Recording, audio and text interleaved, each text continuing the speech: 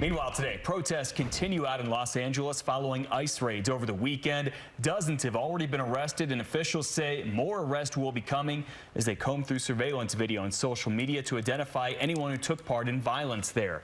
Meanwhile, President Trump says he'll invoke the Insurrection Act if the violence doesn't stop in L.A. The president is also defending his decision to deploy National Guard troops in California, saying they'll remain in place until, quote, there's no danger. If we didn't get involved, right now, Los Angeles would be burning, just like it was burning a number of months ago with all the houses that were lost. Los Angeles right now would be on fire, and we have it in great shape. I'm not playing around. Meanwhile, California Governor Gavin Newsom publicly sparring with President Trump over this issue and is now suing the administration for its deployment of the National Guard. And back here, we're learning more from Denver police about how they say they intend to help keep people safe during the protest at the state capitol tonight. Fox 31's Vicente Arenas joining us now live with what police and a law enforcement expert are telling him about tactics that can be taken. Vicente.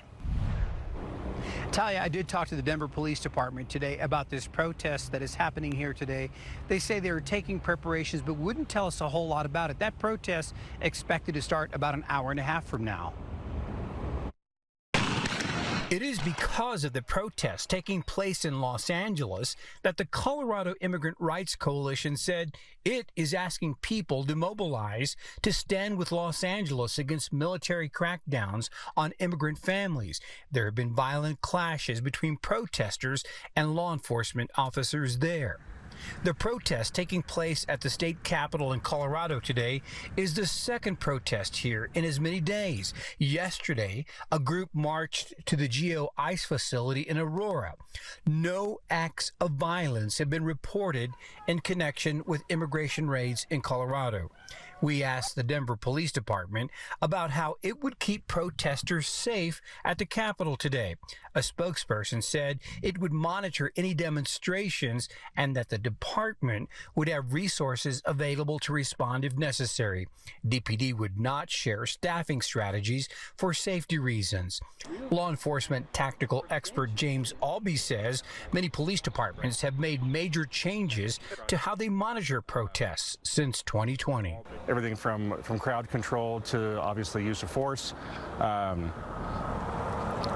to maintain good open communication as well with those that are leading these protests and making sure that they don't turn into riots. Allbee tells us law enforcement agencies usually begin planning immediately after hearing of a planned protest. Many departments, he said, may call for use of vehicles to help with crowd control. He believes many officers would first choose to use non-lethal force should some in the crowd begin to cause problems.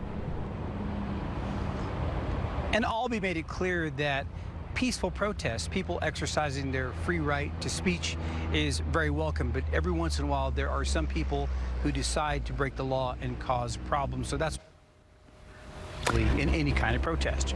Reporting live near the state capitol, Vicente Arenas, Fox 31. ICE protests in Los Angeles have led to many cities organizing their own protests in solidarity. Yeah, one held in Aurora yesterday, another planned for Denver tonight. The Denver Police Department telling Fox 31 they are prepared to help keep the protesters safe. Fox 31's Vicente Arenas joining us from near the Capitol with more on this story tonight. Vicente? And Christine, we can already hear some people honking their horns in front of the Capitol. We know what that means. They are participating in the protest a little bit early. It's starting at 5:30 this afternoon, but already they're getting going. The group organizing this protest said they wanted to stand in solidarity with the protest taking place in Los Angeles. It is here on the steps of the state capitol that the Colorado Immigrant Rights Coalition has asked people to mobilize to stand with Los Angeles in protests against immigration raids there. There have been violent clashes between protesters and federal agents. DHS tweeted a message saying what is happening in LA is not a peaceful protest. It is a violent riot and order will be restored. There have been no reports of violence in connection with immigration raids in Colorado. Many police departments have changed how they try and keep protesters safe since 2020, says law enforcement tactical expert James Allbee.